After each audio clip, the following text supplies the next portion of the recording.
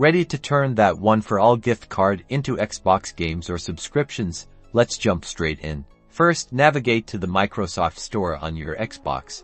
It's usually found on the main dashboard or within your games and apps. Once inside the store, look for the Redeem option. It's often located in the menu on the left side or at the bottom of the screen. Select Redeem and you'll be prompted to enter a code. Here's where things get interesting. Since One4All gift cards aren't directly redeemable on Xbox, you'll need to use it to buy a Microsoft gift card. Head to the One4All website on your computer or phone and search for Microsoft gift cards. Purchase the amount you want with your One4All gift card balance. Once purchased, you'll receive a Microsoft gift card digital code via email. Now go back to your Xbox and carefully enter that Microsoft gift card code in the Redeem a Code section.